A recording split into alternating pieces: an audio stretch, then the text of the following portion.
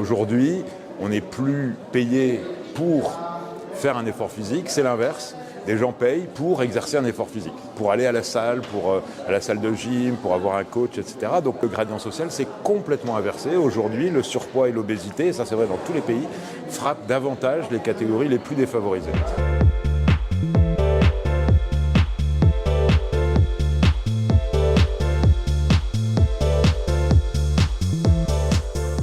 Si on regarde l'évolution de l'obésité sur une longue période, c'est-à-dire sur un peu plus d'un siècle, vous prenez au début du XXe siècle dans les pays développés, dans les pays riches comme la France ou l'Europe en général, l'obésité concernait les riches.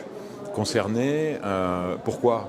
Parce que les pauvres travaillaient et qu'à l'époque le travail s'appuyait sur, pour à peu près tout le monde, un exercice physique. Donc il y avait les conditions de travail et l'organisation de la société faisaient que chacun et chacune d'ailleurs était amené à réaliser un effort physique durant sa période de travail, mais la période de travail s'est tirée également très très loin en termes d'âge. En revanche, les oisifs, les sédentaires, les rentiers, c'est eux qui souffraient plus que les autres d'obésité. Ce gradient social s'est complètement renversé sous plusieurs effets, mais en particulier la perte de centralité de l'effort physique dans le travail et dans le travail rémunéré. L'obésité, le surpoids, qui étaient quand même surtout des pathologies des pays riches, aujourd'hui sont devenus un problème de santé publique majeur dans des pays non seulement intermédiaires, mais y compris dans des pays plus pauvres.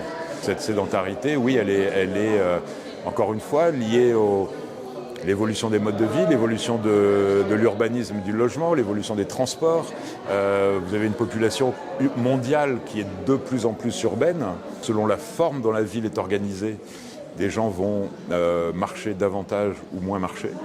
Ça aussi, on le voit. Il y a des villes qui sont organisées autour de la circulation des voitures et d'autres beaucoup moins. Alors il y a des évaluations qui montrent le coût D'abord, le coût est pour la santé des personnes, ça il faut le rappeler. On peut également évaluer ces coûts dans d'autres dimensions que la santé de la personne, qui sont les pertes de productivité, donc les pertes de travail, de production, pertes de richesse, qui peuvent aller jusqu'à un retrait du marché du travail, donc à une perte d'emploi. Et évidemment, pour certaines pathologies, les coûts des soins qui peuvent être associés au fait de ne pas avoir prévenu l'émergence de telle ou telle pathologie ou de ne pas avoir réduit en amont la gravité de cette pathologie si elle survenait. En permettant d'éviter des maladies futures qui, elles, vont être coûteuses à traiter, certaines interventions de prévention peuvent réduire entièrement le coût